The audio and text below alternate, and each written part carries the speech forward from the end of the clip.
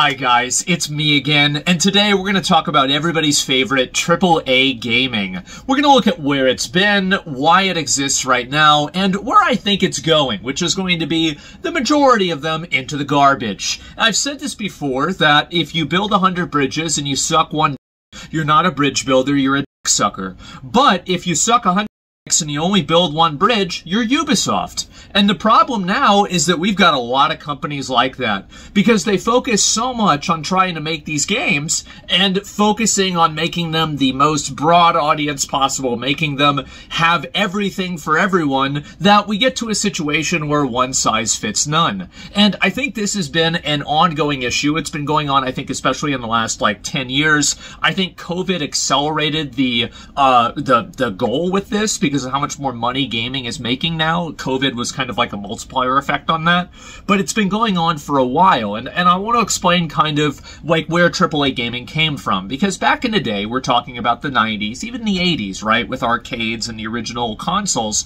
but the 90s and the 2000s and a little bit into the 2010s, right, and not all the way, as we all know, is that AAA gaming was a stamp of approval, a seal of quality, and it's funny now because it's almost the opposite. It's like, well, this is a AAA game, it's coming from this big studio, so we know that it's going to have a number of annoying features. There's probably going to be, you buy the game on Steam, and then you have to log on to their additional launcher in order to actually play it. All of these very, very annoying things. And at the end of the day, I think a lot of people don't enjoy that. And the other big issue that AAA gaming has is that basically, a lot of studios, and I think companies are doing this in general, this is something I think that we're also seeing in movies as well, where you're seeing these movies that are being made with these gigantic budgets, like everything is CGI, there's all these A-list actors in it, and the movie has a budget of over $100 million maybe, or something like that. I don't know really what average movie budgets are, but it's probably even more than that in some cases, and then it makes back a fraction of that money, and the reason what that does is it makes it to where every single movie has to be Spider-Man.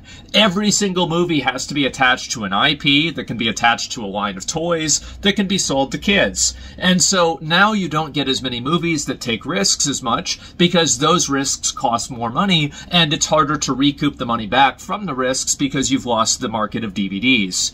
And so this has been going on now for quite a while with movies, and I think video games now are starting to copy the trend. And what you're seeing now is that everything is everything is the next one of something that already previously existed. And of course, I say this, and if you guys can see what I'm playing playing Path of Exile 2, okay? So I'm not going to talk too much about that, but that is kind of what my point is that I think that studios like Grinding Gear Games, studios like Warhorse that are making Kingdom Come Deliverance, and other studios that are the more AA quality studios, I think that the real future is going to be those studios making the AAA games. It's instead of a AAA publisher or a AAA developer making multiple AAA games, it's going to be one AA publisher, one AA studio making one AAA game. And I think that's what we're seeing a lot more. And I think that whenever you really look at, because especially live service games, you have to have such a finger on the pulse of the actual community of the game. You have to have everybody that's working there really understand it. I think that's what Blizzard had back in the 2000s with Warcraft. And if you look at any of the most popular video game franchises, and you look at the people that make the games are usually very good at those games. For example, the Final Fantasy 16 guy that went and one-shot the boss in front of a big audience before the game came out. That was really cool. And it showed that, hey, this guy knows what he's doing. He actually knows how to play his own game, which in some cases, like Diablo 4, turned out to not necessarily be the case. And so anyway, what I think has happened is that you've seen these studios like Ubisoft. I think Ubisoft is it's the worst offender, where they're spending $100 million on a game and they're expecting a 20% return. Because would you rather have 20% on $10 million or 20% on $100 million, right? And so that's the logic that they use, that they're going to just spend more money so they can multiply the largest amount of money possible. And I think that what's happening now is that that is true, but it's also that you double down on a loss when it's not. And I think that's really the situation that we're seeing a lot of these studios run into when they release a game that's effectively a dud.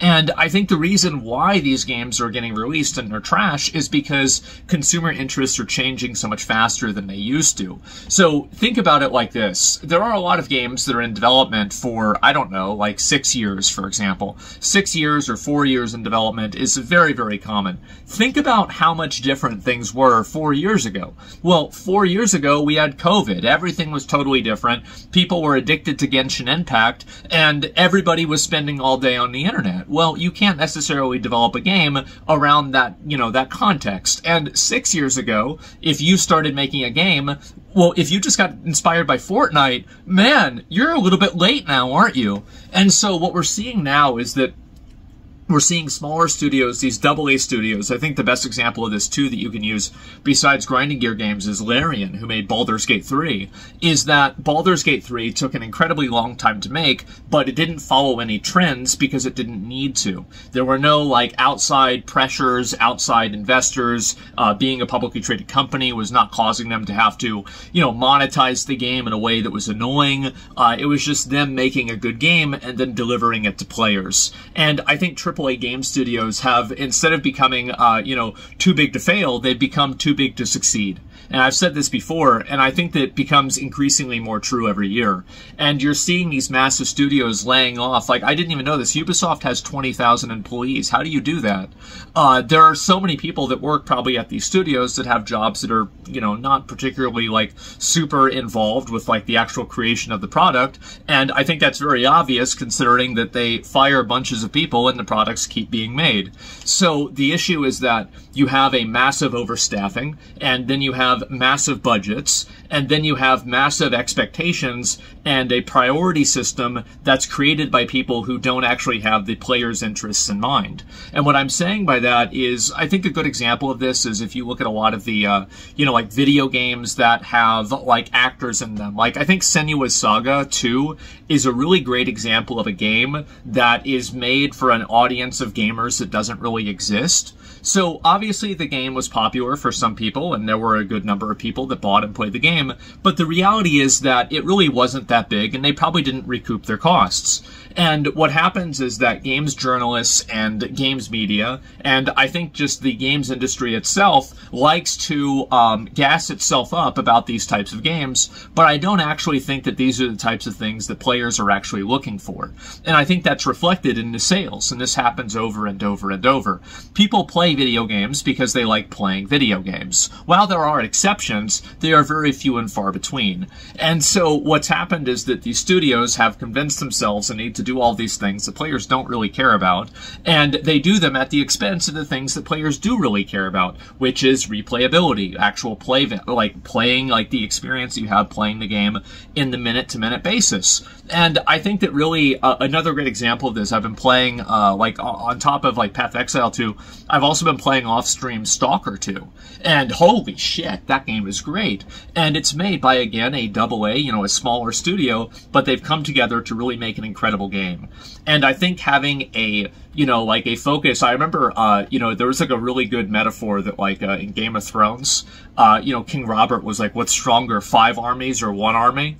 And like really it's the one army that's a lot stronger. And I think that's what we're starting to see a lot more with these games, is you're seeing these studios that are focusing entirely on making one defined product for a defined audience that they have a finger on the pulse of, and they're able to deliver a product to them that meets their needs and exceeds them in a lot of cases. That is the future for games. And I think also what's going to make this even more the future is the fact that you're going to see a lot of these studios, like the layoffs are going to keep happening. And the reason why is because of different types of ways that you can effectively, like, it's not really all AI, but in some cases it is. If you can have one person do the job of 3 people through some sort of procedural generation or some form of technology, well, then you're going to have that happen. And as that happens, it becomes easier and it lowers that bar to entry for the quality that people expect whenever they're paying $70 or $60 for a video game. And so that's where I think AAA gaming is going to go. I think AAA gaming is going to have to become, like, I don't know, they're going to have to scale down. And I feel like there are a few exceptions, right? We're always going to have Rockstar, you know, From Software, Capcom, stuff like that. Yeah, for sure.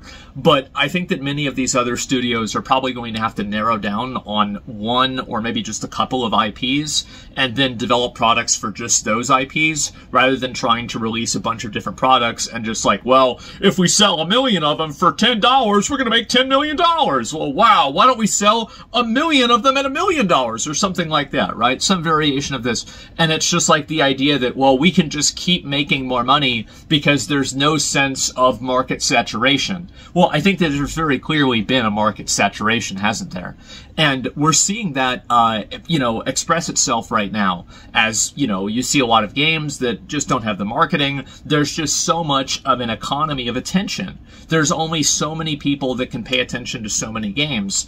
And I think, again, when you have like your story game or whatever that is focused on, you know, motion capturing facial movements, that just doesn't fucking matter to a lot of people. Like, I don't give a shit about that. I don't think a lot of people do. It's nice when the games have it, but I'm certainly not going to play a game because of it. But if a game has good gameplay, I will play a game because of it, even if the face models go like this. I don't give a shit.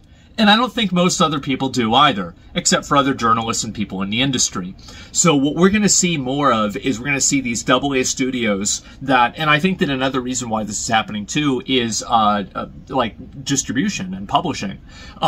Being able to publish a game, think about how many hoops you had to jump through in order to get your game on Nintendo 64, or in order to get your game on Super Nintendo, or even something like the GameCube.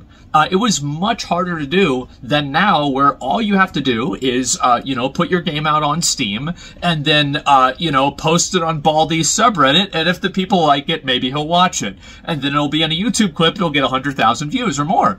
And so that's pretty easy to do, right? Especially compared to, you know, trying to work around, you know, a Japanese company's expectations in the year 2003.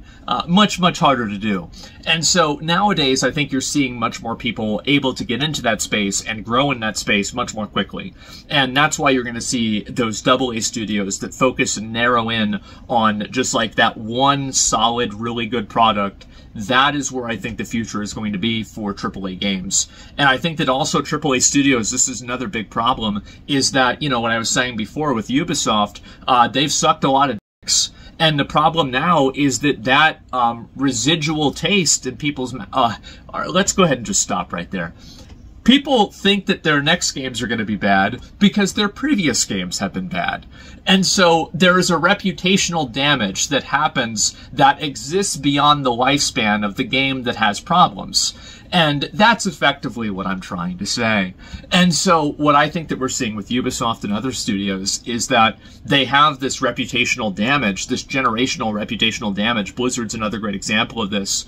And it makes it to where every game that they release is taken with such a massive grain of salt that a lot of people write it off before it even releases. They don't even know what it is. Oh, it's a Blizzard game. It's a Ubisoft game. It's EA. Of course it's going to be garbage. And so newer studios that focus on one product don't necessarily have that reputation, or at least in a lot of cases they don't. And if they do, they go out of business, right? And I think that's what happens in some cases. But that's where I think the future is of AAA gaming. I think that they have to narrow down and focus more on a number of individual IPs rather than trying to just get a 20% return on as many things as possible.